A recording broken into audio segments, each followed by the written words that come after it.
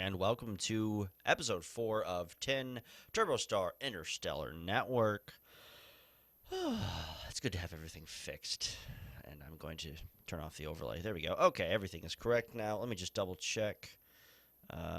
Yes, and double yes. All right, I only have one monitor. Shriggs is completely ignoring me and playing his PSP, which is just professional as all get out.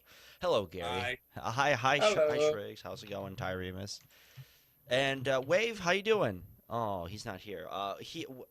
Thundaga is unfortunately missing in action this week. I'm not sure if he'll be joining us, but he's very, very busy at work at the moment, so um, that's okay. You know what? He's got a game developed. That's all right.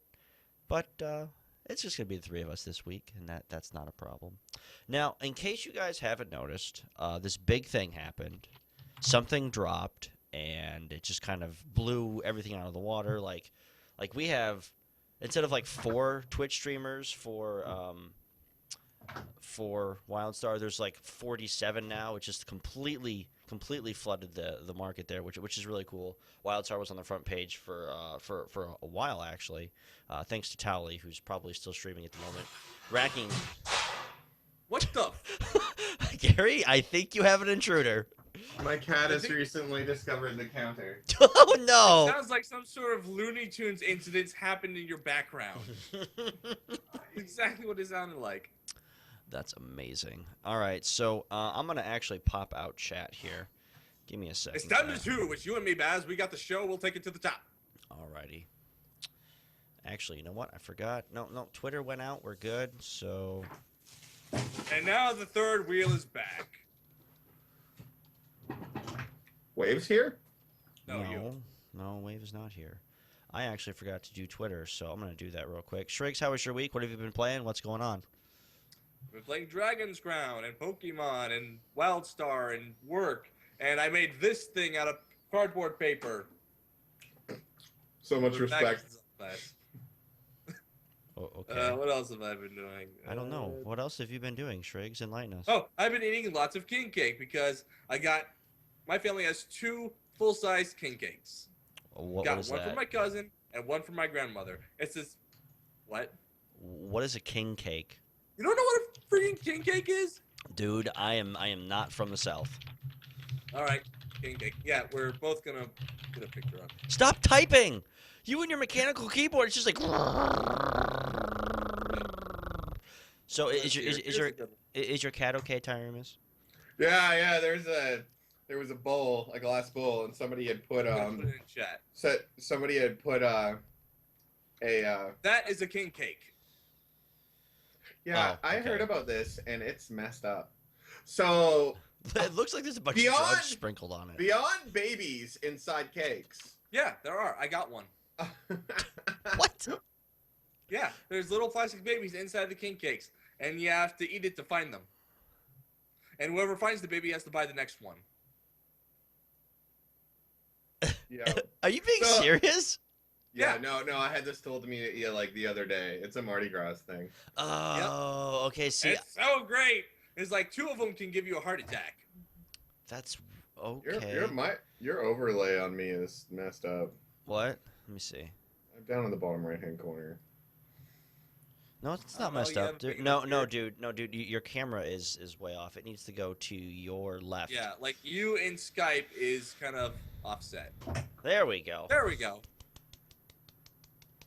All right, so let's actually, before we completely derail the show within the first 5 minutes, I'd like to give a shout out to our sponsors, Rivalcast Media over at rivalcastmedia.com and AltGG over at altgg.com. Rivalcast Media is a wonderful place to go. There is a ton of really great radio stations to listen to. It's pretty much anything from Doctor Who to WildStar. As far as video games, we got shock jocks here on the air, and as well as people who take the games very, very, very seriously, like Shriggs, because Shriggs is just such a serious gamer. I mean, look, Serious business. serious business right here. But also, AltGG is going to be your one-stop shop for everything esports. Check them out as well. Hi, Casey. And also, we are partnered here with Mog Nation as well, as a community-wide effort to kind of bring the WildStar community one step closer to world domination. So, United We Game guys, and thank you to Cash once again for the invitation. Do appreciate that. And I felt really special last week. We're like, oh, we have a press pass. This is so cool. And now everyone has one. I'm like, oh, that stinks. It's like, oh, we're not special. Freaking ISP, dude. It ruined know. everything. I know, but thankfully, they fixed. My ISP is actually really, really cool. Kind of a shout out to Buckeye Cable here locally. I called about the problem, was on the phone with tech support for about 45 minutes. They checked everything, and the guy's like, let me go back another week and check something proxy, whatever technical words. And he's like, holy crap, dude, your line is really messed up. Well, let me send a tech over. And I'm like, okay, no problem. These things happen. So tech comes over. He goes, your line's fine. Like, it's all new wires. It's fine. He goes, I bet there's a problem down the line on the street. He goes, don't worry. We will get techs out to fix it. So my ISP literally goes down up and down the street this past week, fixes like 3 or 4 different boxes or whatever they needed to fix on these telephone poles just for me, just for one customer. Like, that's awesome. So shout out to Buckeye Cable Systems. If you live in Ohio and you can get them, I would highly recommend them. They have excellent customer service. And my cable company wouldn't do that. No, you have Cox. Cox would be like, go screw yourself. We take your money. Yeah. No, they would say, did you reset the router? That's the first thing they ask when I call them. It's like, yes, we reset the router. It's like, yes, we're not incompetent. I know, it's protocol, but... Is your tech support pickup line in the south? I'm in Oklahoma, dude. Fair. Fair. Wait. It's not. Hello, my name is Joe. I am from Indianapolis. How can I help you? I wish my tech support was that competent. Gary's like, no, that did not just happen. But it's so true, because when I had AT&T, it was always some Indian guy from, obviously, he wasn't from America, and his name was not Mike or Steve. Since we brought this subject up, time to bring up a stereotype. Oh, no. If you get one of those guys, you got to try to make them say the word noodle. They can't say it right. They can do our accent very good, but they can't say that word. And I know this because a comedian told me once on the TV. I think I've seen that one. I think I know who you're talking about. Anyway. Someone test this out for me. I'd like to know if this is right. So this show's about WildStar, I promise. WildStar. We just completely derailed the show. Oh, my goodness. So, Tyremus, how was your week? What have you been playing? What have you been up to? I'm from Canada. We have different values. Okay. So many jokes, but we're not going to go there. Let's see. I played WildStar. That's what I did. I did a lot of Wild Stirs. I tried to make it to the level 32, the infamous. Well, I think you still have. I think you still have till the 19th for that, don't we? Yeah. Well, no, I got to the 16th to do that. Oh, we do? Till Sunday night. Yeah. Oh, geez, I better get leveled then. Whew. Yeah. So, but it doesn't matter because I'm gonna drop money on this game next week. Yeah, so. It's like, who cares? Woo! Which is a topic. Christina has been beating me profusely at leveling, which makes me feel bad. She's a stalker and I'm a medic. But I think it's more of a time commitment thing. She's home during the day all day. My wife can kick my butt at leveling any day too, but she's one of those people that can just grind for like 6 hours and be like, I'm level 32. And I'm like, how? She's like, I don't know. I just been killing sheep. I'm like, okay. I collected a bunch of bear asses. Yeah. Gary, have you been playing any newer games that have dropped recently over the last week? No. I've been holding out. You guys are all like buying shit and doing things. But at the end of this month, Second Son comes out, and I'll be streaming that on my channel on Twitch. What is Second Son? With my PS4. Oh, dude, have you got Awesome Nuts Assemble yet? I do have Awesome Nuts, but on the computer. So yeah, they released it for the PS4. Well, I'm not gonna buy it again. Well, I would.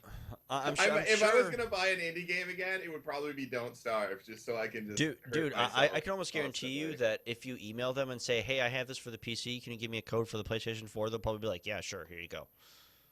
Really? Yeah, they're actually most cool like that. Yeah, they're actually really, really cool developers. So, anyway, WildStar. This is the game that this show talks about. Apparently, kind of, sort of, not really, but so.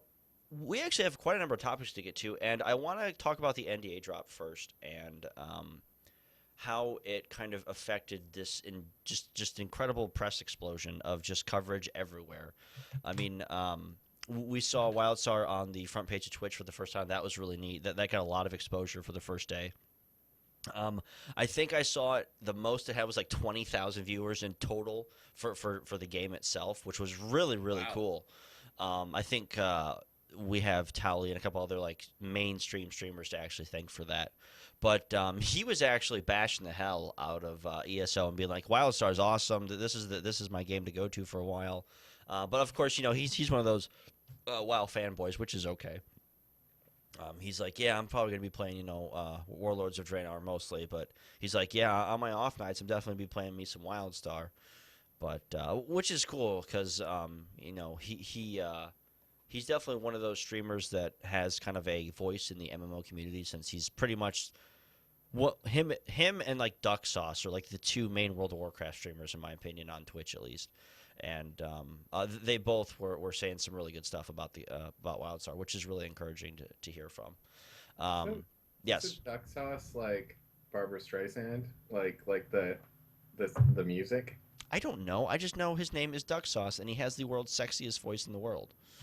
So I don't know. I've watched him like one or two times, and he was actually very entertaining. He has a webcam of himself on one side, and then a webcam of his dog. He's usually sleeping on the right. Yeah. Duck Sauce is an American-Canadian DJ duo consisting of Armin van Helden and A-Track. All right, cool. They came up with that. One of their famous tracks is Barbara Streisand. Okay. I encourage you to burst your ears with that. No, not happening, but that's okay. So the NDA drop, guys. Shriggs, what was your first initial reaction to this besides changing your pants? My initial reaction is, hey, where'd that watermark go? And that was about it. Okay, fair enough. Wow, you're an exciting one. See, I didn't change my pants because I wasn't wearing pants. Oh, that's No, disturbing. but in reality, I was like, Okay. and a sound that only dogs can hear. What? Yeah. I was like, Okay. and the dogs downstairs were like, what the hell happened to him? Is he dying? Alrighty then. Yeah, no, I had a good time. I was like, finally, we can talk about it, and Yeah. we don't have to give a shit. It's gonna be it's gonna be pretty good. We've been in beta for what? Yes. I've been in for about a month and a half, and you guys have been in a little bit longer than I have. So Yeah, I mean it's been a really cool experience. As far as the rest of the NDA is concerned, obviously the pre-order was released, and the launch date was also released, which is really good, really interesting. So as far as the pre-orders go, there is going to be two different types of pre-orders, and you can start your pre-order on the 19th of this month, which is going to be next week, which is next Wednesday, if I remember correctly. I can guarantee you the moment that thing goes live, it'll crash in the next 4 seconds. So don't expect to actually get anything done during that like the first few days. I think I'm probably going to pre-order mine at my local GameStop just so I can just go there and get my physical copy and come back. Probably the smart thing to do. Mainly because I like to have I'm one of those weird people that like to have a physical copy of the game itself. Like everyone's like, oh yeah, digital downloads are so great. It's like, yeah, they're cool, but what happens when your internet's down? Oh yeah, that sucks. It's like, yeah, I'd rather. Hey, wait. Yes. What? Nothing happens when your internet is down and you want to play an MMO. Well, I'm talking about in general, smart Nothing ass. at all. I'm talking about in general, dude. Like, what if I wanted to play Dark Souls and I had to install it? Well, my internet's down. I can't play Dark Souls now or anything that I've purchased on Steam. It's not So, a problem I experience very often. So. well, you know what? You can't. Yeah, okay. I have a PS4 for that. You See, didn't have the blessed line for the past 5 years. funny. So now the pre-orders themselves comes with the standard edition, which comes with a couple perks, which is one of my favorite is the Rocket House, which is pretty sweet. Shriggs. Now I know that you're really fond of the Chua. Now are you going to have a rocket house though? Yes. Okay, because it will be my alternative. that's right. Because There's no Chua houses on the Exiles. Exile faction that I'm excited to play. Strix is trying to be like, I'm so happy. Well, I would care, but I don't. cares this much? I'm just not into the story. I gotta say with the Dominion. I like the Dominion animations. I think the Chua are really neat. And that's all that's gonna matter when we're raiding. It's not. See these guys. See, I'm gonna lay some groundwork here for you guys. I brought up the whole switch to Exiles thing because I'm way more interested in the lore. Just call me Pappy Jr. But here these yeah, guys you still are all voted like, for Team Frost, traitor. Yeah. You know what? You can call me Pappy Jr., but nobody said you had to vote for your dad. Touche. But yeah. Yeah. No, we had this vote, and the reason why is just I am like, I don't know if you guys have you guys ever watched like Firefly and stuff like that. The storyline. Oh, okay. For the Exiles, it's a lot more like that. So and the storyline for the Dominion is a lot more like stormtroopers and the Empire crossed with like the Nazi regime. Yeah, but there's hints of this inner political working stuff that's gonna fracture it soon. It's the caste system. I don't know. I was not. I got into it and you know I read some quests and I got through some of it, but like I was finding a lot of like there are some don't like this is an adult content game in some respects. No, I really? find like yeah I mean you're kidding. There's a lot of like cartoony aspects to it, but don't let that thing make you think that this is like Wakafu. So okay, so next week, we're gonna be talking about this a lot more in depth. Than next week episode is gonna be about lore and story and just kind of how it affects the general player. So without going too much into detail, basically Tyremus loves lore, and the rest of us couldn't really give a rat's butt about it. So I do care about lore. I just think the Dominion's coolness overrides the lore. that's fair. Anyway, so back to the pre-orders here. So the digital edition, a digital deluxe edition, comes with a couple extra stuff. You get a costume, a hoverboard, and a die and a title. So we were kind of having this. Are you playing South Park: The Stick of Truth, Shrigs? Not me. I heard it in the background. Was it mice? No, there Not was playing nothing it. in the background. Okay, maybe I'm going But I crazy. did hear something, Baz. Okay. Remus. Okay. I was like, And he's smiling. What did you do? What'd you do? Tyremus is secretly playing a game. Anyway, so do you guys think that what comes in the digital deluxe edition is worth the extra couple bucks or? Okay, so Shrigs, let's start with you. Rattle off what came with it for me. Okay, so it came with a Elden looking hoverboard, an Elden die, Worth an it. Elden title, and a Elden costume. Ooh, what's the costume look like? I don't remember. There were screenshots someone posted, I think. I saw the hoverboard. Is the hoverboard on the? I'll get the link for you. Hold on. I've seen the hoverboard. It looks really cool. I imagine the costume colors are closely But yeah, to the how many more bucks is it? Okay, so the 15. the pre-order, the original is 60 like normal, and then the deluxe is 75, so an extra $15. I'm actually on the fence. Like I kind of want Me the too. hoverboard, but like I gotta be honest, the rest of the stuff is not really worth Yeah, it, and it's like- kind of yeah. expensive. I'm almost tempted just to buy it to support the company, but like man, oh man, they could have done a lot better with those prizes because the prizes that come with the actual like either version as a pre-order are way cooler. If I'm not No, I strapped agree. for cash when it comes out, I may go for that. If I am, I'll just get the regular game. Yeah, I mean, if it came with some extra game time, then it'd be totally worth it. yeah, I feel that the rewards for what the deluxe edition is really, really, like, it feels rushed and extremely lazy. I mean, like, I kind of almost go back to the collector's edition of SWTOR. It was literally just a few cosmetics, and the reason it was so much expensive was because of that stupid statue that served no purpose, but it looks cool. I'll take the stat. I'd take a Chua statue. Well, yes. I mean, like if there was like a really cool statue that they could do, kind of like what Titanfall did, but it was $250, which was way too expensive. But it like Oh, did you see the size of that Titanfall statue? It came with it's like a foot and a half, I know. and it lights up. Yeah, It was ridiculous. I know. I was like, man, I wish I had $250 to get one. Yeah. I'm okay.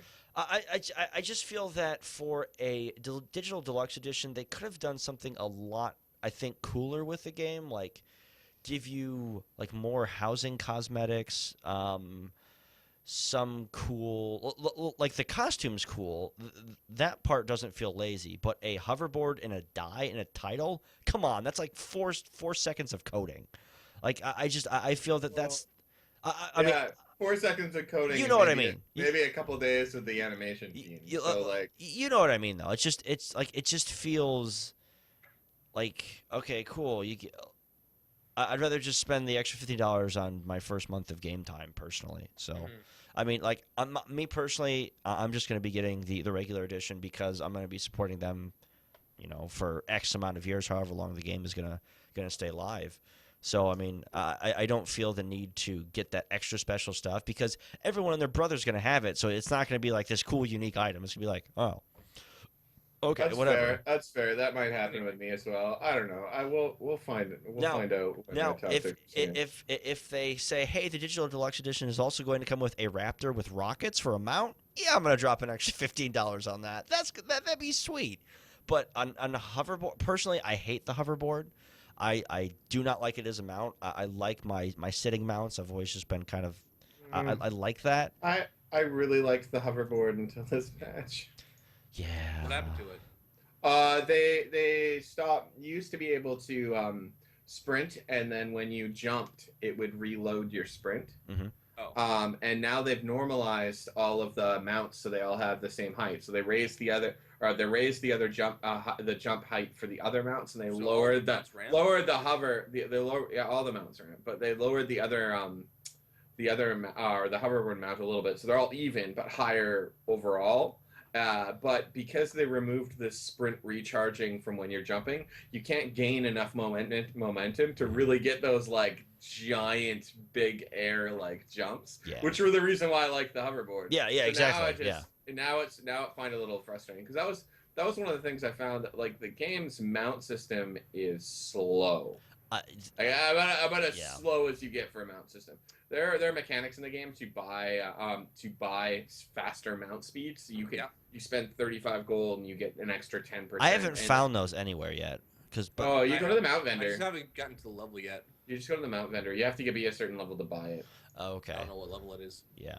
Go to either Ilium or. Okay. Well, see, Dell TCG actually made a really, really good comment in the Twitch chat here. He said, if it came with extra game time, I would be completely sold, like 60 days instead of 30 days. That would be amazing. I would be all over that. That's the point I brought up. Yeah, no, I totally agree. Yeah, I mean, I think that would be a really, really cool idea. Okay, so as far as items included in the edition, Shriggs, what would you like to see included in this? Pretty much the floor is kind of open for ideas there. Well, I wouldn't mind a weapon skin, but I don't think that they're going to have that functionality yet. Well, they did say that we can dye all of our equipment now. Yeah. So that's cool. So you basically would just want like a weapon skin, but that would be tough because then it would have to be one for each class. Maybe add some new facial or body features for character creation. That's actually a really good idea, which also brings up another topic that I want to get to a little bit later. Tyremus, what about you? What would you like to see in addition to this deluxe collector's edition here? I would have been content with like housing stuff, like just housing stuff. Like I know that they gave the housing stuff to like both of them, but I mean if you got the collector's edition, like maybe like a collector's edition in the game. House. Like they're not gonna build. Oh yeah. No, they're not gonna build you like a collector's edition toys like for the and ship them to you like it's a statue. Mhm. Why not ship them as a housing item in the game? That's a like, great that idea. That costs nothing, and well, I mean, it costs a little bit, but it doesn't cost shipping and like manufacturing. And, That's a great idea. Yeah. You know. Yeah. And anyone who wants to buy it can have it. It's not something you're going to see all over the place. It's something for you in your house, and it makes you feel good. So, I don't know. I think that would be where I would have gone. Completely agree. That's a great idea.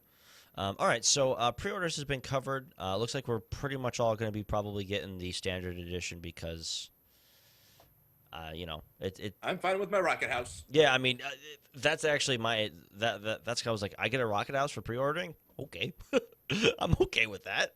Yeah, all right. I mean, and plus you get guaranteed access to the beta weekends that are going to be available for what they give out, and the 3-day head start, I think it is. Which actually, how do you guys feel about a 3-day head start? Do you guys think that's fair as far as getting names early, or yeah, I don't care. Okay. They can do it. They don't. Tyrese? We get to choose our names 2 weeks before that. We do. We do. Yeah, we get to set our guild and choose our names. 2 weeks before that. Yes. Are they doing all of the good ones? Pre-registering names, pre-registering guilds. Oh, wonderful! So they're taking the good ideas from every MMO still. Yeah. I just like the 3-day early beta access. That's cool. It's not going to be too big of a head start. I mean, it'll be a big head start for people who are like big gamers, like you know, those big top tier guilds and crud like that. But like, I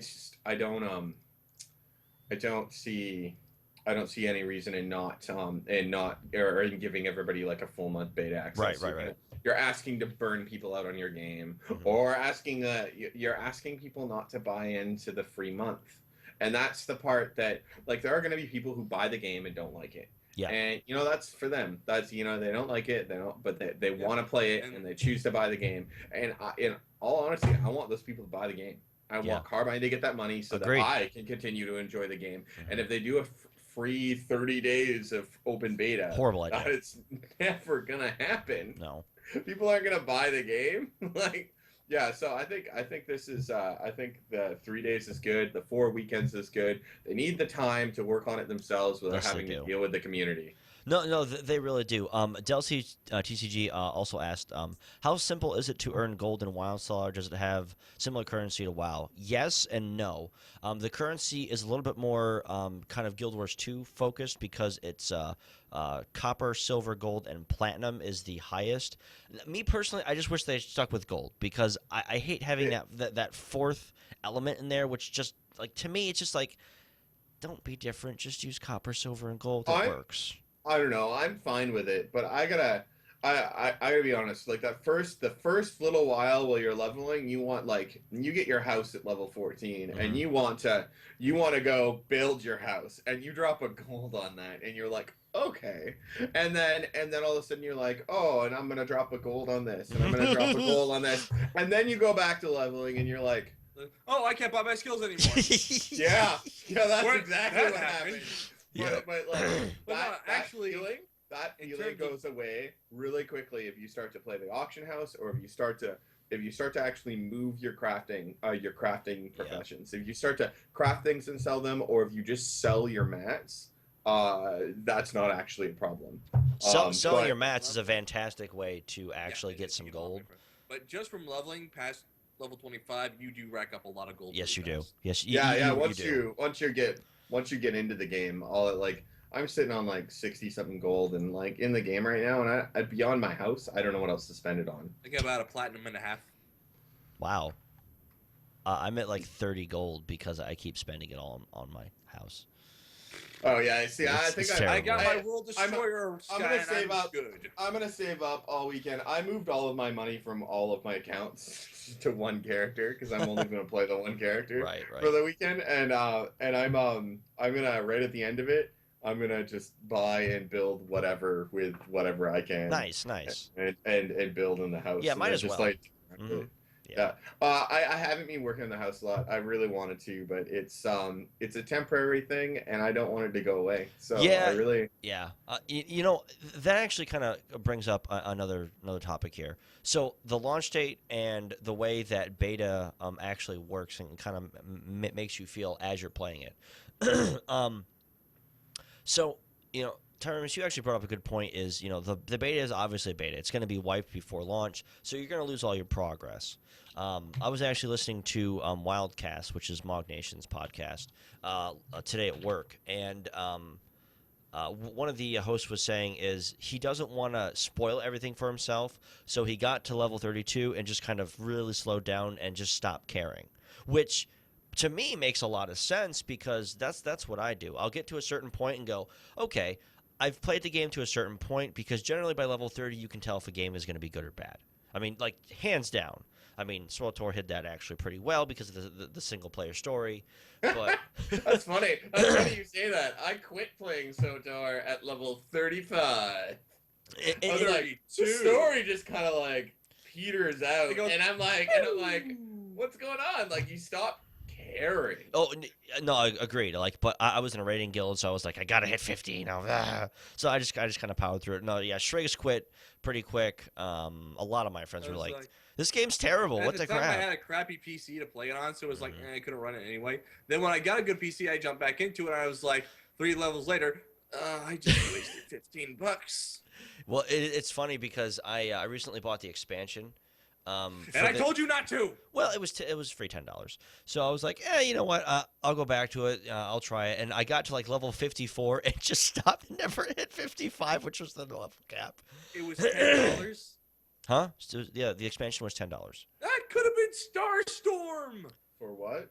No, well, Starstorm wasn't out. Expansion. Starstorm wasn't out when the expansion. That was a long time ago. I was telling you about it. That's okay.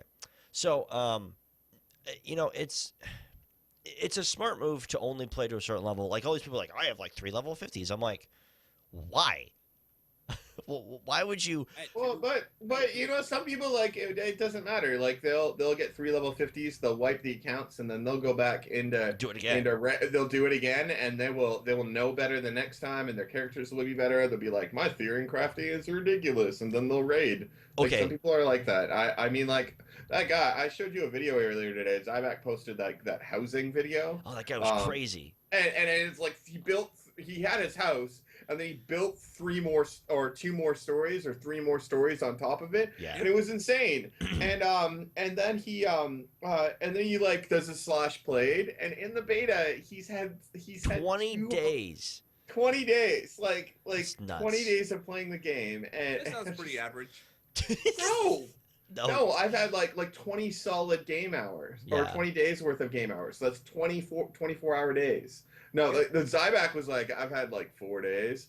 I mean, I could go look at my slash played now. We talk about my slash played. Okay, so as far as like beta burnout, Shriggs, how do you handle that? And do you just kind of tend to like, excuse me, power your level way through to a certain level and then just stop altogether, or do you like try everything out? Well, first I hit it really hard and get a bunch of levels. Then I look at my calendar and say, wow, there's a lot of work here piled up that I'm supposed to be doing. And then I stop. Yeah, I mean, the whole school thing is definitely a hindrance, but No. 2 days, 5 hours, and 43 minutes on my main character. Nice. Sorry, Yeah. I'm asking my wife Burnout, for tea. I don't think I've been playing enough to be burned out. I just kind of pop in, do whatever, a little bit of leveling, do a little bit of PvP, and be satisfied. Yeah, I mean, it's. I feel that it's not really needed. Oh my gosh, Dell TCG paid for 3 accounts. Oh, he dual boxed. Okay.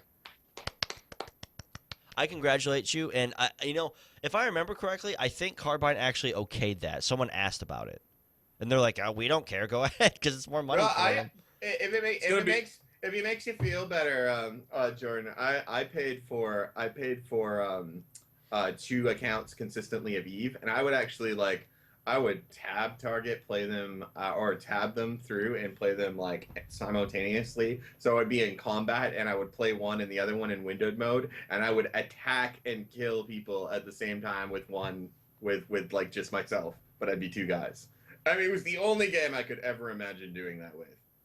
How well does multi-boxing work in this game of skill shots and?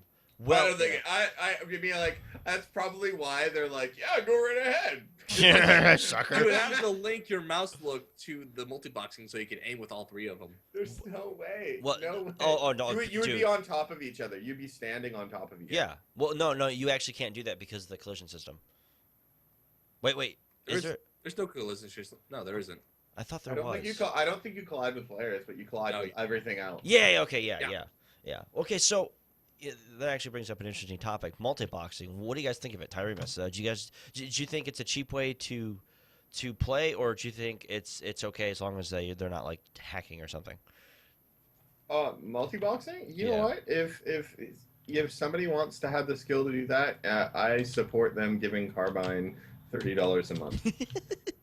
or 45 or 107, you know. Yeah, like, I mean, who cares? Yeah. I mean, like, multi-boxing, whatever. Yeah, I don't really care. I don't mind free kills. Oh, I should play my Spellslinger now that I'm online. No, I got another day and a half on the Spellslinger that I tried. So I have 4 days on my Engineer. Let's see what my other dudes have. What about you, Baz? What's your playtime? I don't know. I'm not logging in the game to risk my ISP crashing. Oh, right. I thought they fixed it. Well, they did, but I only have 2 megabyte upload. I don't want to make my internet go too heavy. I mean, it's yeah. Also, Edge is saying that the game doesn't upload. The game doesn't upload a ton, but you're right. You shouldn't do that. No, it's just Edge. Also, Twitch is having problems because of all the activity from Titanfall. So that's possibly why. Steam decided to update. Oh man. Oh, okay. That's why. Well, that's okay. Anyway, okay. So, as far as the release date goes, June 3rd. This is actually a date that a lot of people predicted. Some people were saying June 2nd. Some people were like June 26th. I personally said like August, like first week of August, just because I was just kind of picking a random number, and I was born in August, and August is awesome. So. Beginning of when I first got into the beta, I was like, oh, they're still probably going to launch at the end of April, and and then after like playing it for a little bit, it had to be like end of April or end of freaking May. So like there we go, one more month extra. Like I kind of predicted this. There's no way they can do it any other way. And the main primary reason is ESO needs to launch. People need to finish their free month, and then they need go to WildStar. They need to be like, okay, well, do I want to invest more in this game? Nope. Or not? Nope. And 2 months from ESO's launch is not enough time to create character buy-in. Now, be careful, because we might see World of Warcraft do this at the end of the summer, because Warlords of Draenor is supposed to come out in fall, right? Sometime in fall, winter. So, and if they do that, WildStar won't have enough time, because you need about 3 months of people playing a game to create character loyalty or character buy-in. And you want to have people say, this is my character, I want to play this character. And that's the reason why like World of Warcraft is the dominance in like MMOs, because people have sunk. Like, we don't want to talk about my slash played in World of Warcraft. So like, dude, I have almost. I'm a little ashamed of that one. There are characters I've deleted, and I'm happy that I can no longer add it all together. Dude, I think my account ended up having 200 days of total playtime on one character. but that's just it. So they need a minimum of 3 months before then. And if they launch in June, they're gonna get about 4 months before the reality is all the focus is gonna be on World of Warcraft. And that minimum there is gonna get people that buy it on the launch and buy it within that first month, because people are saying, buy this game, I'm really into it. Come with me, be my friends. They also did something crazy smart. They're giving away 3 beta or like 3 like test access keys for like to hand out to your friends. Yeah, that's awesome. I love that. And so you can be, Those and free- they're all 1 week like- long. So every person that gets one gets 3. So you can tell 3 of your friends, and instead of just telling your friends and making them come over or doing those things that don't always work, you can be like, here, have a key, play the game. Yeah. If you like it, you should join. But like, I'm not even sure who I'm going to give those to though, because most of my friends are like, I don't have friends. Yeah, it's okay. Well, okay. So, as far as the June 3rd release date goes, Shriggs, what are your thoughts on this? I'm pretty much in agreement with Terry-Miss. It's the smartest thing they could do in terms of waiting out ESO. Yeah, I and mean, letting people think, oh, yeah, this isn't really great. You know, it's funny. Like all the mainstream press guys and the mainstream, like the people that actually know MMOs, are like, ESO's awful. It's literally Guild Wars 2 with third-person combat with. I wouldn't say that. I mean, like, I would say it's different. I would say it's a lot. If they were going to turn an Elder Scrolls game into an MMO, they did it. They did a good job of it, and they made it exactly what they had to work with. But all of the things that make Elder Scrolls good are not MMO transferable. No, they're not. Mods, custom player built quests. Yep. Like expansive worlds, randomly generated like content and quests. Like you're wandering through the world and you see a hole and you go down the hole and then a quest happens, but it's not a quest. It's just you experiencing the world. And now like they tried to do a lot of that, and I felt like it fell short. The other major thing that I felt like when I was in there, and mind you, there's been a major update since I've played the game. Oh yeah, so, there like, has. But one of my biggest gripes with it is the world is empty. Oh, Like when you're empty. when you're a WildStar, I mean there is something to be said about like quest and mob density, but like man, oh man, you have somewhere to go and something to do, and there is something to look at, and there is something that moves on your screen every 15 seconds. But when in ESO, there were large expanses, especially in the starting zones, where you're just running across stuff, and it's just a road and a desert, and like man, you feel big. But it's just not. It's not where it needs to be. It's not an MMO, and I agree. And I think that's a really hard point that they're gonna learn. They're gonna learn that people are like, well, there's not a lot to do, and there isn't. And then when you put, 100,000 people in a starting zone, and then you say go, and where's the mobs? They're all fighting over the same crab. Like they're all fighting over the same thing. It's gonna be hard.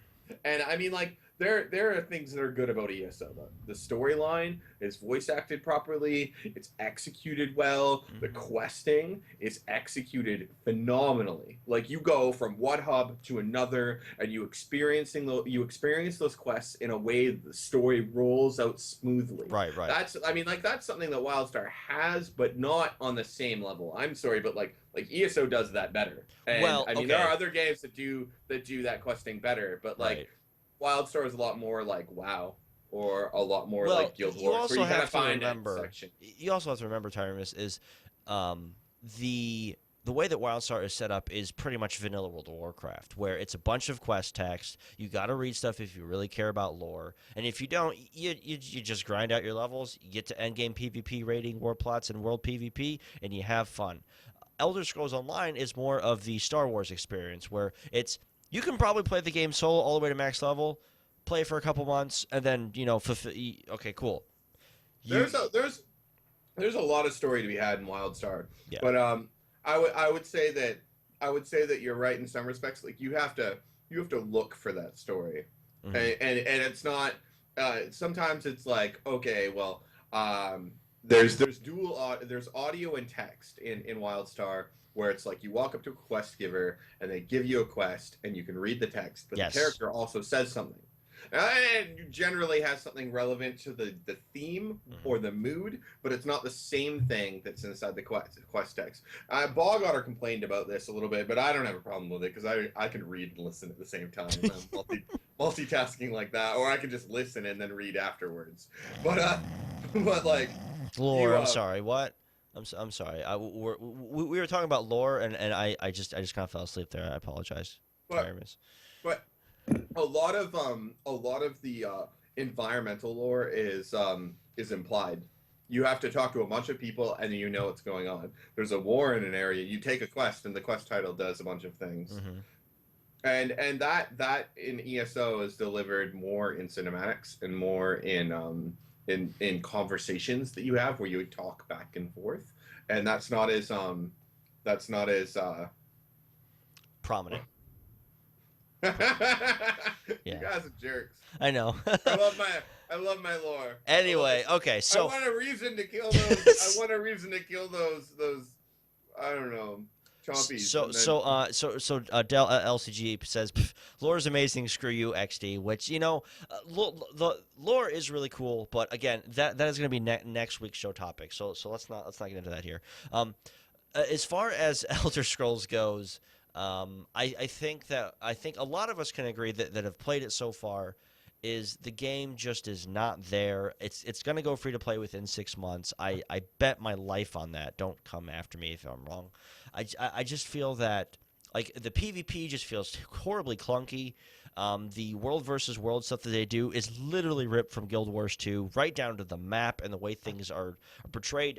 But it's a lot more enjoyable because it's got that Skyrim feel of, hey, I'm actually being rushed down by these giant ballistas and stuff, and the walls feel a lot more like Battlefield 4-esque, where things are blowing up everywhere and that kind of stuff. So like if it was free to play, I would play that for the world versus world just because like I got to experience it their last beta, and it was a lot of fun.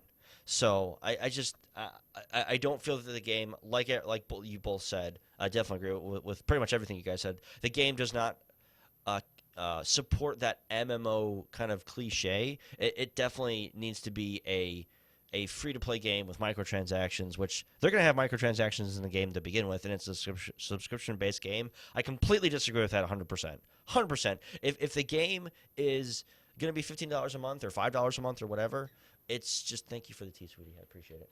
It's not going to work. It's a thank you for the tea. It's a thank you for the tea. No, my throat's going, so I was like, I need tea.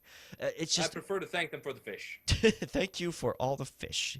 Anyway, thank you for derailing my topic, Shriggs. I appreciate that. Anyway, let's move on here. So, as far as the let me look at my show notes here. So we got the NDA drop out of the way. We got the 19th pre-order out of the way. We got the launch date out of the way. The last thing I kind of want to ask about the launch date is, do you think that we are going to see people stick with WildStar as much as the hype train has been going once Warlords of Draenor drops off or is actually released? Because we always see this. All the MMOs always lose a bunch of people like during the first few months of a new WoW expansion, and then come back because they're like, oh, it's the same thing. Blizzard really hasn't really reinvented the wheel, and I don't think they're going to. Yeah, cool, new mesh character models. That's cool. That should have been done 4 years ago. Yeah, you already got that with WildStar. Yeah, exactly. If Carbine is smart, about a month before Warlords of Draenor's release date, they'll drop a new 40-mana raid. Probably. Well, I mean, they even said that they have 15 months of content planned. Blizzard doesn't do that. That's just it. If they wait till a month before and they say, bam, or like not even like a month and a half or something, like just give enough time for people to get attuned and get in there. Yep. That will force people to be like, well, we're doing this. Warlords of Drainer's dropping, but like we've done that. Look at this cool raid. You want a raid on a stick? Come in my basement and we'll play some raids. Woo. So if the content is done, if people don't have anything to do, if they're just leveling alts, if the new content that's coming out is like the living story, the game's gonna fail. Oh please, Carbine, don't do it. Don't do it. As soon as Warlords of Draenor comes out, everybody's gonna quit. They're gonna go play that, and then may or may not come back. Depends on how much what their experience is like. But I think that this game has the potential to stop a lot of those people to playing. Agreed. The thing that's missing in all the other games is raids. And we have them in this game, and they look awesome.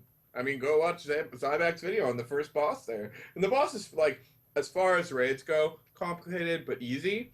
But, like, if you're not organized, that thing's going to take you down. Well, Were there any raids announced for ESO? I don't remember that. No, because the way that ESO does their community feedback is literally cricket noises. No, man. They are completely silent on almost everything that they have, like, for Endgame, at least from what I've seen or even heard. Wow, that doesn't sound familiar. No, it doesn't. Yeah, it does. So Delirium, it's not. They're not like they're gated raids. They have attunement and stuff like that. There are like world bosses and things like that, but they're unrelated. So the way attunements work are back in the old school vanilla days is to get to Molten Core, you had to run this really cool long chain quest that took you through dungeons and made you want to pretty much cut your right arm off. And Blizzard learned quickly that people don't like doing that. So after the Burning Crusade was released, about I want to say three-fourths. Karazhan, Black Temple, Sunwell, pretty much everything had attunements until like the last month or two before Wrath of the Lich King was released, and they dropped everything, and they're like, okay, people like this a lot better because it's technically not gated content, but you still have to actually work towards it, which honestly that prevents people in greens and blues and people that just don't know how to play from ever doing the raid.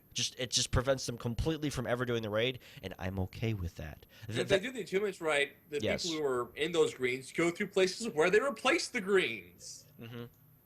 And you know, I actually think I remember reading or hearing something from Carbine saying that the point of the attunements is to train and gear players out for those raids, which is smart because that's what the old school vanilla stuff did, and the old school Burning Crusade stuff did was allow players to run through these certain dungeons on heroic mode or on whatever mode they want to call it and get gear suitable for that raid and not go, hi, tank looking for group, lols, I'm really good, and then you look at him and he has like level 85 greens and you're just like, what, why?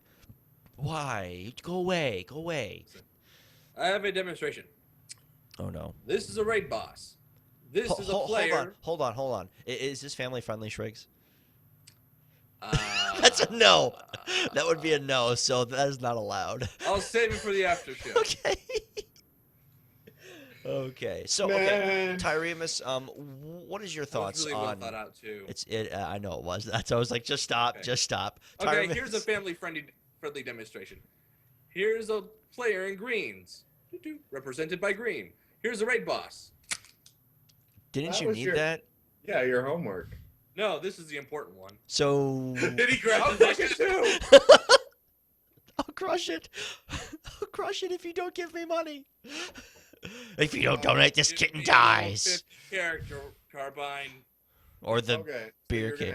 Yes, Tyrus. What is your thought on the whole attunement for content?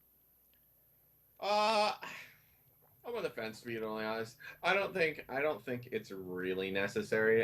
It is designed to make the game have more content, to make people play more, and to make it harder to do and finish. And I mean, like, it makes it a little bit more elitist. Right. There's a huge argument about this in the beta forums. Yeah.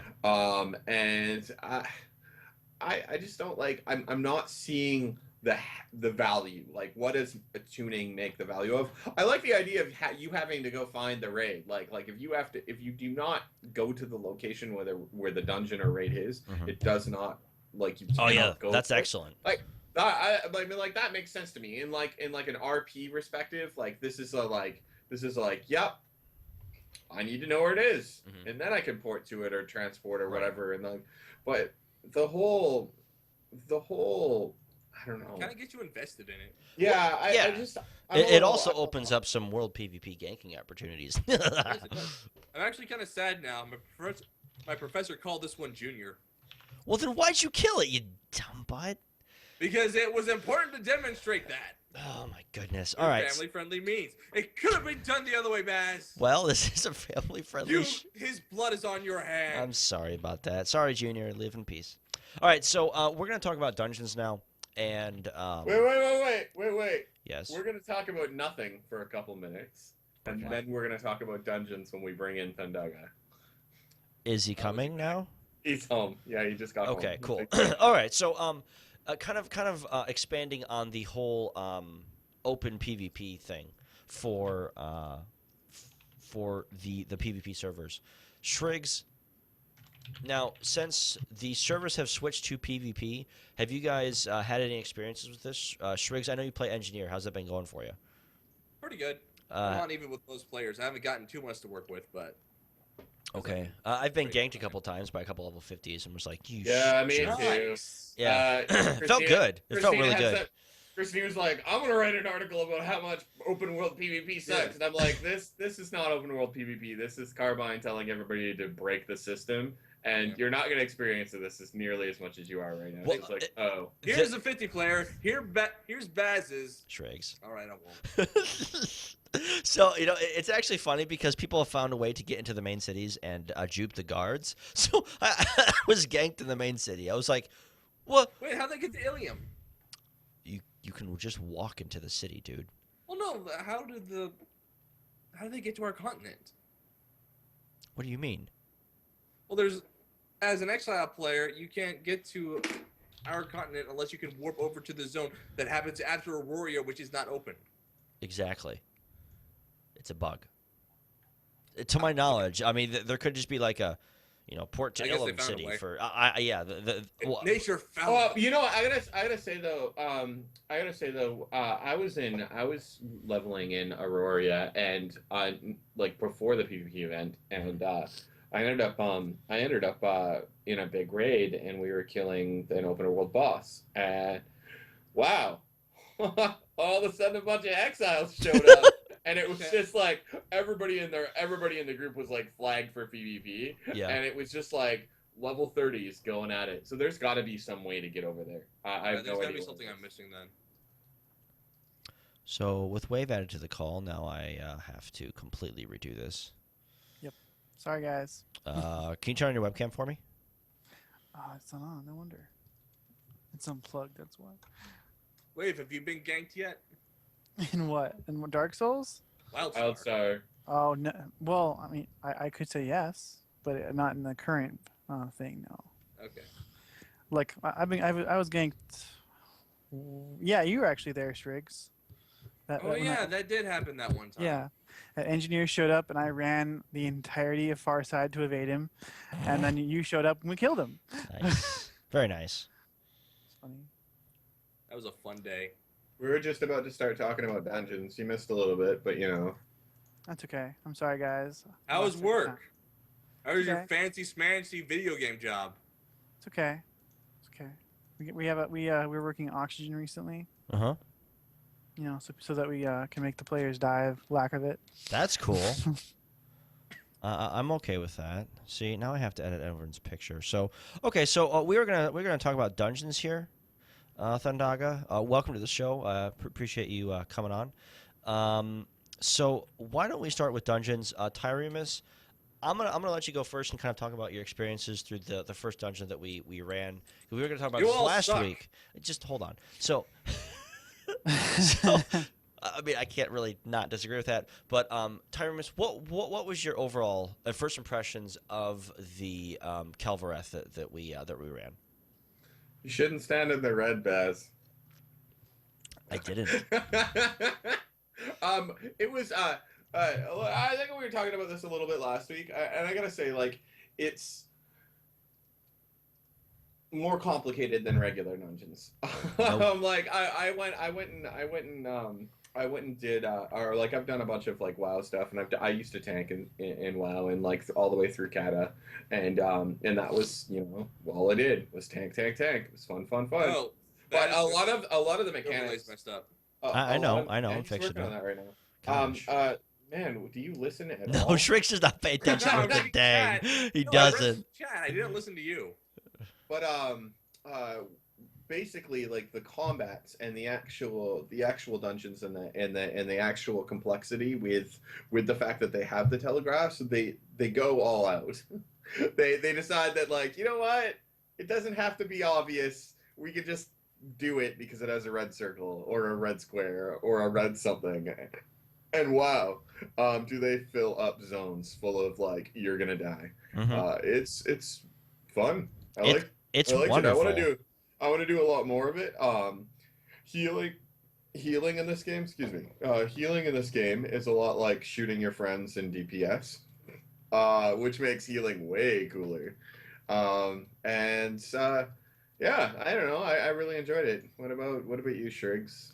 Our main healer was Thundaga on his medic, right? Nope. Yes.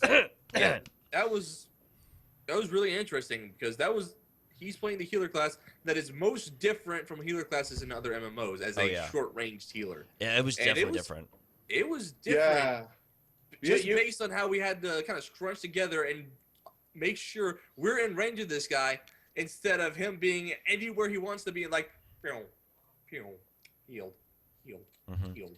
Agreed. you really have to watch the healer on top of watching the DPS or like DPS from the boss, Right. and then on top of that watching like what your tank's doing, and then kind of group up accordingly. So like if you have a medic as a healer, you have to be in an area where the medic can get to you and heal you, Yep. because you can't just like a lot of the things in WoW, like if you're a healer, you just kind of stand where you want to as long as you're in range of people and click on the names and do the thing. But he has to dodge through all of the red circles and all of the red telegraphs and get to you and heal you. Mhm. And if you're out of reach, or if you're between like some kind of lava or some kind of rock or something, he's not gonna heal you, and Right. you're gonna die.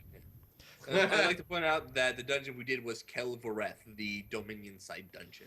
Yeah, that dungeon I actually enjoy a little bit better than the Exile starting dungeon. I do too. You should play Dominion. Shut up, Shriggs. Yeah, I agree with that. We should play more Dominion. Oh my gosh. But yeah, yes. I think KV is a bit more fun than Storm Talon Slayer, to be honest. Yeah, I think maybe Final because Boss has more going for it. well, the final boss is bullet hell times just awesome. It's just so much fun. Yeah. Thanaga, what was your initial impressions? Of KV? Yeah. Or like, yeah, well, like, it was hard on me because you guys didn't know about how medic healing positionings works, which We people did are like not. are not gonna. Yeah. Yeah, because It was very different. there's like there's certain formations I want you guys to like be in, so I can Mhm. actually heal you all at once. Because the medic is a very durable and sustainable healer, but his range is crap. Yeah. Yeah. Utterly, like I keep urgency on just so I can blink to like across the map for when you're over there, because the boss like knocked you over there and you're about to die. That's why it's called urgency. Well, you know, it's funny that you say that because it's literally like playing a warrior stalker with a syringe full of healing gel, and right now I picture him just kind of running around and like stabbing people and like quickly injecting them with like healing things. He's like, okay, and that's pretty much a medic. I mean, so like for the first boss fight, which is like this giant pig that does like these cone attacks and this bucking bronco move. It's a lot of fun. We'll have a video up of it soon. We have to re-record things because the patch changed everything. So the way that the boss works mechanically is very, very easy to figure out. You take them in the middle and don't stand in the red. But the way that we had to do it was they all had to stand on one of the two front legs nearest to the boss, so Thundaga could still heal me while healing the rest of the group. Unlike, say, a Spellslinger or Esper that could just stand 50 miles away and just be like, "You're healed. You're healed. Everyone is healed." The medic definitely has a lot of huge groups sustainability and buffs, which is really, really useful. But man, having a medic heal a certain group, I like heal a raid, I don't think is going to be viable. I think medic is going to be the healer that kind of concentrates on, say, just the melee groups or just a specific set of tanks or something. I think that you're definitely going to see the Esper be probably a main raid healer, and the Spellslinger is going to be like a off healer, or just a tank healer in general, or maybe the Esper is going to be the tank healer. I'm not entirely sure. So, Thundaga, what is your take on the medic heals overall? Do you think that the medic is going to be more of a set group healer than more of a dedicated raid healer? Well, we can't really heal groups terribly well, to be honest with you, Right. unless they're like close together. And in a grade of like, let's say 40, let's go with the 40 mans. The chances that I'm going to be healing more than 5 people at a time, even if you're a heavy melee group, is not very likely. Hmm.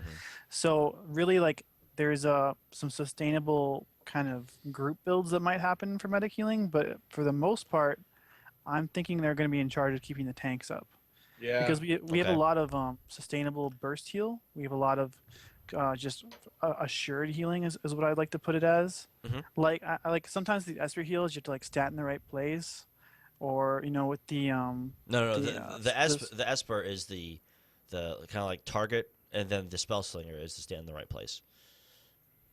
no, because the Esper only has like some of the AOE ones on the ground, and the spell slinger is the one that moves around to heal. Yeah. Right. Yeah. The spell slinger can move Right, in it right. for everything they do. Oh, Yeah, so I see what you're saying. Okay, my bad.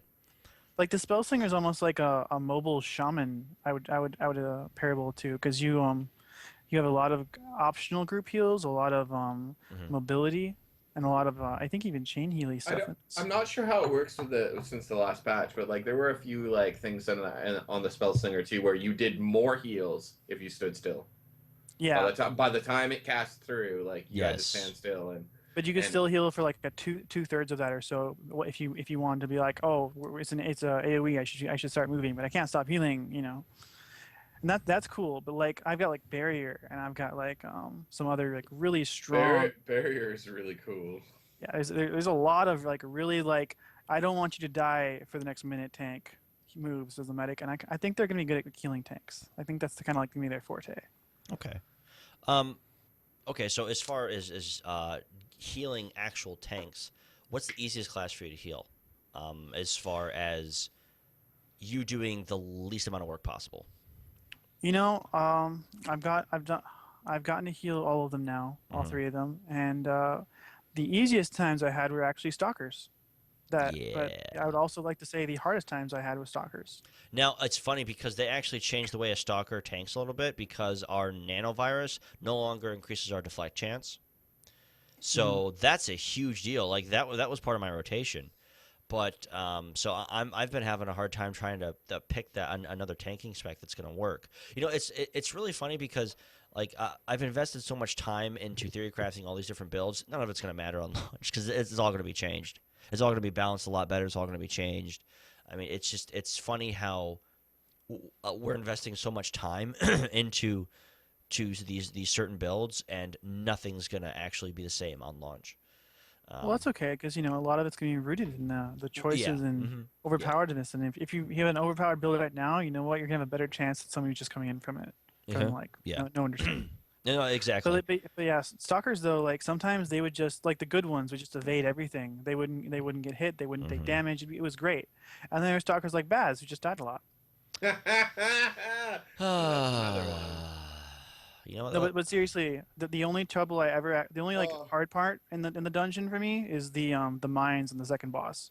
I really liked playing the spell slinger. I gotta say, Delirium. I'm gonna actually give it a go probably after this stream and try to see how I do for a little bit.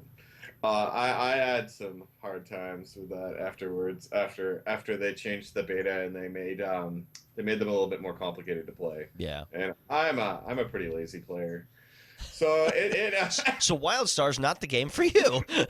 yeah. Yeah, well, no. Spellslinger is not necessarily the class for me. That's fair. They're really squishy, and they can't get hit at all. Well, They are the best classic special- kiting though. Yeah, they are. especially in the dungeon. Yeah, they are the best classic kiting. But that root ability, I found, man. I found with mob density and things like that, Jordan, fine, I'll call you Jordan. But yeah, I found that like kiting and things like that, if you pulled a little bit too much, it was just really hard to Mhm. catch up because you would run out of resources to cast and run out of resources to do things. Something I think is really cool about WildStar is every offensive spec doesn't really have a resource, Mhm. like besides maybe Stalker's energy, which comes back really fast. Like all the healing specs, especially their offensive modes, none of them cost anything except a cooldown. Oh yeah. But the DPS modes of those are not the same. Yeah, it's an interesting play. Like I've really only invested my entire beta time as a stalker because that's my main class, and I want to know the class inside and out, and what my weaknesses are, what my strengths are, and stalker tanking in that game in general was I was not ready for that because that was the first time I'd tanked before, um, and that was rough because of the way that the telegraph system works is you have to be paying attention to so much stuff where like I'm constantly going, okay, who needs to get aggro taken off? Where's the boss? Is his positioning correct? All the normal stuff you do as a tank. And then you have to worry about all these telegraphs that are just like everywhere and you're just like, okay, my brain is a little bit overloaded with information, but about halfway through the dungeon I was like, okay, I'm starting to understand how tanking in this game works, what the best way to do it is, and one thing I found, I'm sure this is a beta issue, is certain telegraphs will hit you before they're finished. Now, I'm not sure if that was just due to the server lag because there were so many people, or just because it's beta. I'm just going to chalk it up just because it's beta.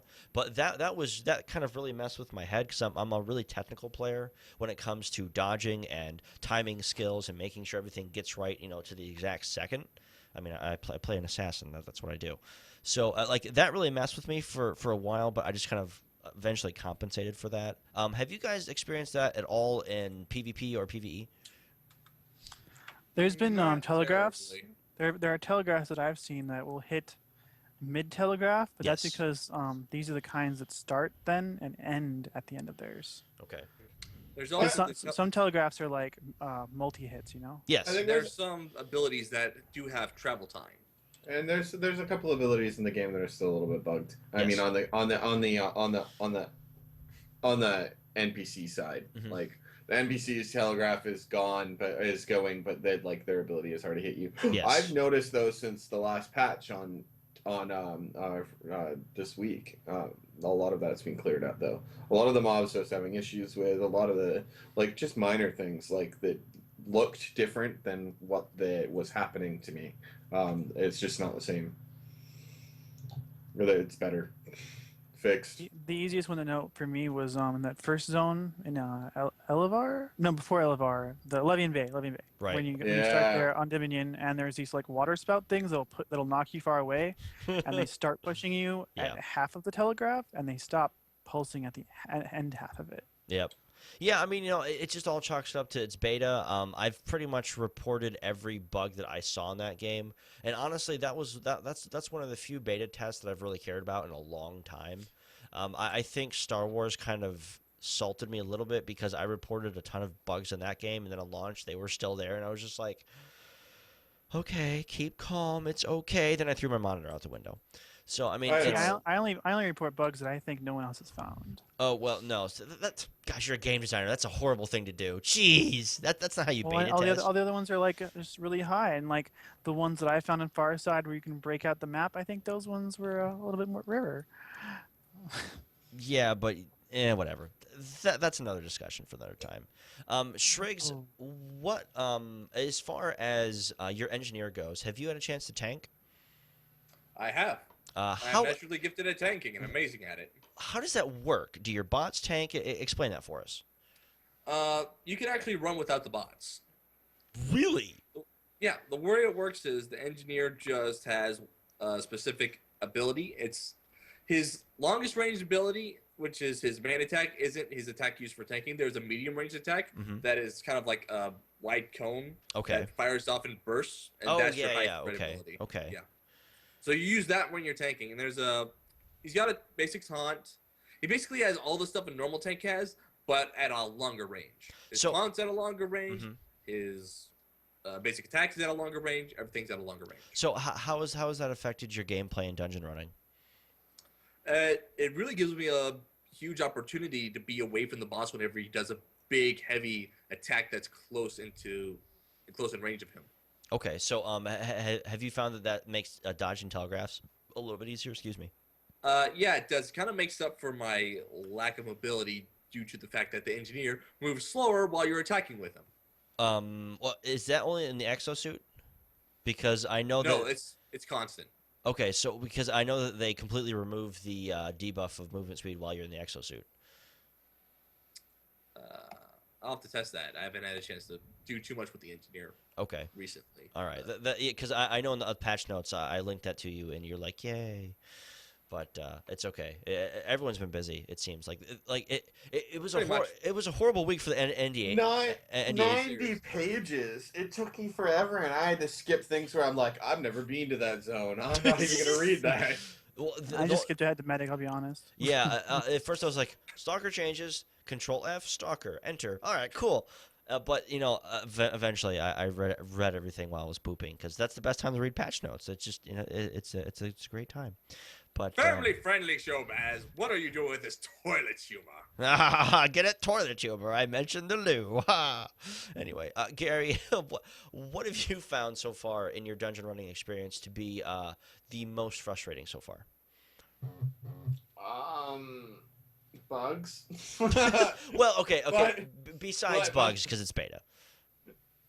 I don't know. Beta. Smart ass. Yeah, I know. I'm not complaining, but like, frustrating would be bugs because like killing a boss and having them still stand there. but I don't know, man. Yeah.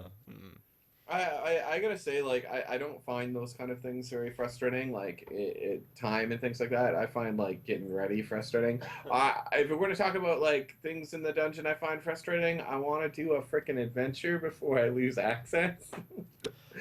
Now, see, I don't want to spoil any of those for myself because I hear they're fan-freaking-tastic, and I refuse to spoil any of those, especially the mobile one. I am so looking forward to that. That's going to be so amazing. No, they're all terrible bads. You don't have to worry. Shut up, Will. Okay. Yeah, you know what? You know what? They're really terrible. Oh yeah. What do you mean? Oh, Tyremus. Oh, healing. Oh boy. Dude. By the way, I'm scared. I want to point out, I can confirm, using the exosuit as an engineer removes the movement debuff while you're shooting. Oh, that's So there's cool. that. Okay. So it actually makes you faster instead of slower now. Yeah. That's nice. Okay, so the engineer, literally. Now, do you think that's just because of his giant weapon, or do you think that they did that to balance out his like super burst potential? Yeah, that's what you mean, the movement reduction? Yeah, because I know in PvP, engineers have crazy burst. Yeah, no, the engineer has crazy damage, and that is there to keep him from not only out DPSing people in PvP, but outrunning them as well while doing it. Okay. Speaking of outrunning, my balanced amp is still bugged that says I can't be dazed. So, Carbine, if you could fix that before launch, that'd be great. Because that's a great skill, and then it doesn't work. And I'm like, no, I want to outrun people and not be able to be dazed. Curses. That's okay. Okay, so we talked a little bit about our experiences so far. What is everyone looking forward to as far as endgame? Shriggs, we're going to start with you. So the first question I have for the endgame experiences, what is your ideal situation for a raid, and how do you want it to actually progress? Like in terms of trash mobs, in terms of boss looting, and in terms of time spent versus loot gained. Well, let me put it this way. This is the raid. No, this is we're not doing that again. Okay, yeah, I just want the raids to be nice and difficult. Okay. So I actually don't care too much about trash mobs, but people who have been doing the raids have been saying that the trash is pretty tough, tougher than bosses in WoW. I'm gonna go with that they went idea. for the AQ40 model where there's a bunch of like just skill breaking trash mobs that don't actually matter. So basically the big dick move. It's like, Yeah. oh, you want to But use as long this as there's boss? not a bunch of them, No. I'm okay with a few really hard trash mobs. That's Yeah. the kind of trash I like. So basically like what was the dungeon that did that correctly? Tempest Keep, No, Ulduar. Ulduar. Yeah, Ulduar is pretty good. The Nobody, trash in, nobody was unhappy with Ulduar. no, the trash in Ulduar was fantastic. Like it was short, simple, and most of the time it was game mechanics that were just fun. Like the first boss, I could do that all day. That was I love the first trash because you're in a bike. You're in a tank. You're in a Or tank. motorcycle. Yeah, a motorcycle or tank. Yeah, that was so much fun. Okay, so let's go with Tyramis. What? Pretty much same question that I asked Riggs, if you were paying attention. Not enough. I was reading things in the beta Dang forum. it! What do you want out of your raids? What will make your ideal raid experience perfect? My ideal raid He said experience. Endgame. He said E- Or Endgame. Endgame. Endgame. Endgame, whatever. Or Ideal Elder Game. Endgame. Oh, I did hear that. I just The didn't realize it took the you that long Elder to get to it. Germ. The Elder game. I would say perfect. I don't know. Quality housing. Neat things and the housing, like beyond just like jumping puzzles. Like if I they, want my mailbox to work. I want to get some of the end game housing stuff and like actually have some time and play with it and things like that. As far as the raids, I'm excited to try them and things like that. But I mean, being a pseudo casual gamer, it's going to be incredibly difficult for me to get the level of attunement that's required for like gear leveling and things like that. So I'm gonna try, but we'll Well, see. Well, I mean, yeah. TurboStar Get married at the end of this year. We'll see. We'll see how much time I have to do things. Yeah, that's Listen, fair. Here's the thing. A reception is not an excuse to miss the raid. You better be there on time, mister. Yeah, his Yeah, wife. you know what? You know what? Dude, no, you don't understand. The reception is the raid. Yeah, okay. She does play. Let's She make a does bunch of play, and accounts, she'll be get in the everyone guild, to 50, and everyone at your wedding is going to raid with us. That'd be amazing to live stream that. That'd be so cool that your entire wedding party is raiding for the first time. No, like your grandma and grandma going, I don't understand this fangled game. What do I do? That's my old man voice. It's not very good. Thundaga, what is your expectations for Endgame? War plots. Yeah, yeah. I forgot about those because I haven't gotten to play them yet. I want to know what war plots are like. I want to see a video. So, I think that's one of the things that we're not allowed to spoil, right? That and certain endgame bosses we're not allowed to show. Yeah. Well, very few people are doing war plots right now, and there's very little like organization for them because you have to be 50, and Yeah. not everybody wants to be 50 in the beta. Most people are like, no, I want to be 50 when the game comes out. I don't want to ruin Exactly. everything. Yep. But some of the more hardcore people are doing war plots. I mean, war plots have been doing stuff for like 3 weeks now. Anybody seen any streams of it since the NDA dropped? Again, I don't. If I remember correctly, I don't think they're allowed to show war plots. NDA drop, man. If it's in the game, you can. No, because Carbine specifically said you can't show the last boss of the 20-man raid. Yeah. I have one thing to bring up. I saw a stream of the veteran mode Kel'Vareth. Yes. And the Destructo disc the last boss does? Oh gosh. They two-shot you.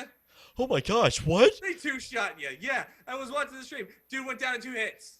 Well, you guys are all screwy, but I'm fine. No, I'm the one who didn't get hit last time. I don't get hit by those things. I jump. Yeah, you can even jump. Okay, if I get hit, it's because I'm. You could hide from me? Wait! You can jump over those? Yeah. Holy crap! My mind is blown. You can jump over what? If Healer gets hit, it's not his fault. It's the tank's fault. Oh my gosh! I never thought of that because I was just It was a tank. That's why it's not like that hard to dodge them really, because you can dodge most of them normal, and if you happen to get like in trouble, you can just jump. That makes so much more sense now. I was like, I think they come out at a faster rate, so if you jump, you might end up landing on one. Yeah. Is this why you were taking so much damage? Yes, it was, because I was like, I can't dodge all these at once. There's so many. All right, well, now I know. Hey, you know what? I've never tanked in the game. Give me a break here. Come on. I can't. Dude, your healing sucked anyway, so shut up. Well, no one else thought that. What? They were alive. Ooh. Shots fired. Yeah. Okay. So, I think I can pretty much agree with the rest of you. As far as Endgame goes, my 2 cents is though is I really want Endgame to be a lot like Old War and Naxxramas, the old 40-man Nax. Not that abomination. No, no pun intended.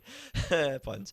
I mean, like the old school Naxxramas was a lot of fun. It was hard as heck, but to be fair, it has to still be able to be beat by the casual gamer.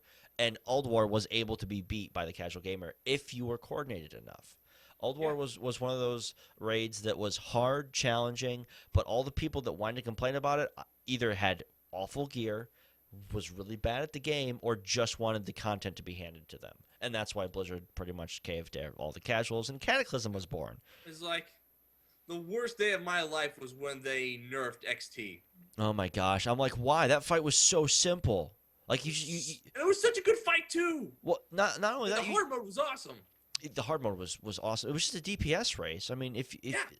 just coordinate, have good gear, And don't a lot suck. of cool stuff happening on it. It's like, they got easy. Yeah. So Carbine, my plea to you is please don't listen to the filthy casuals and don't ruin the rating experience because obviously WildStar is going to be a skill-based game. Hold on. Rating isn't for casuals. Like, Well, I mean, no- there's a lot in the game for casuals, but rating shouldn't be for casuals. I mean, Don't like, touch me, you filthy casual. Now, It's not about- Okay, It's okay. not like- So hold on. Okay, so to your point, I agree and disagree to a certain point because the term casual, the term hardcore, I don't think actually exists anymore. The term like hardcore gamers are us. We are the hardcore gamers. The gamers. Hold on. Wait, Let me finish. The average age of a gamer right now is about 30, 31 years old. 10 years ago, it was 21 years old. So the demographic of people that are hardcore raiders still have families, have kids, have jobs Yeah. now. So the whole way that they're doing it is basically catering to people like Frost, like Pappy, who work on the game but still can actually involve themselves in a hardcore quote unquote level because it allows them to still progress with the game, but it's still challenging. Now, Will, go ahead. Have you picked up your copy of Dark Souls 2 yet? I don't have the money. It doesn't have a PS3. Xbox 360, man. I don't have the Doesn't have Xbox Xbox 360. I don't buy You can call yourself consoles. a hardcore gamer. Oh, please. I'm a PC master race, bro. PC Jeez. Master Race. Wouldn't the Master Race be all of them? No. Are you sure? Yeah, pretty Yeah. He's technically right, but we're gonna disagree with him. sure. We're gonna Gabe Newell That's not- disagrees with you, sir. Anyway, okay, so,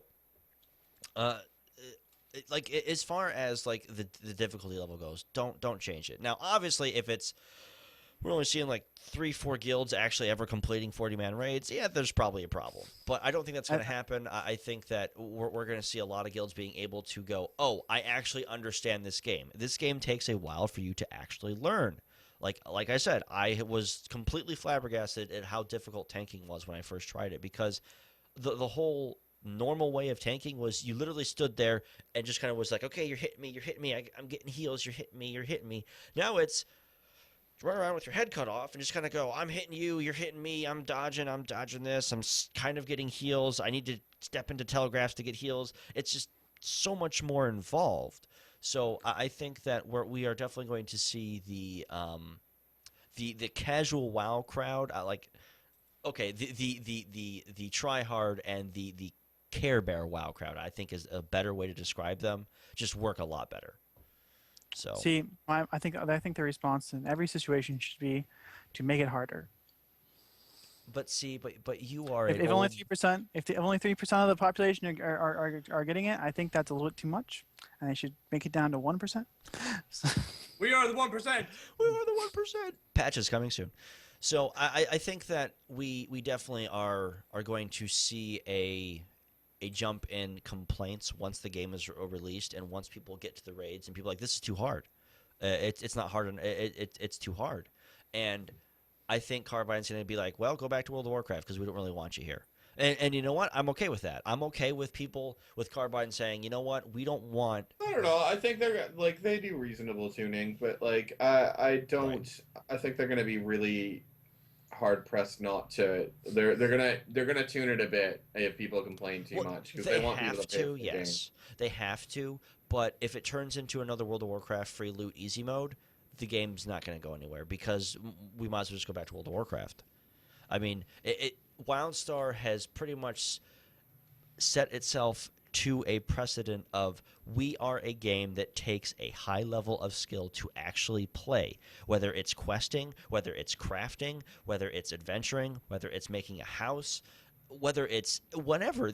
Every aspect of WildStar is actually difficult, and it goes back to the older generation, older school, whatever you want to call it, of gaming, where you had to think and think for yourself and not rely on a certain company to nerf the game to give you free epics. That's not going to happen in this game, and I don't ever want to see it happen. So Come try it. I'll never say never, but well, I think they're going to be hard We pressed to shall do it. see. I mean, maybe in maybe in like 5 years they're going to tone it down a bit because we all get older, our response time goes No, down. that's when they say step it up, man. That's what you wanted. Yeah. So that's when it gets really hard. Yeah. Okay. Well. Alrighty. So we are pretty much closed out on topics for this week, and next week is going to be talking about lore and how it affects certain players and how certain players like myself, Shriggs, and Thundaga don't give a rat's butt about lore, and Tyremus is like, lore is awesome. We're like, we just want loot. What? No, I love lore. Apparently, I can tell you there's anything about WoW's lore. I can tell you about the Titans for Kark. Yeah, I know. Wave is on my side about lore. He just Yeah. likes the Dominion. I just don't. No, see, I like them both. I just prefer the Dominion. Like they both have amazing different starts. That's my favorite part. Like, that's one side it's true. all like Yeah. it's all about the Empire and like glory. On the other one, like you're a ragtag group. It's very different and awesome. Yeah.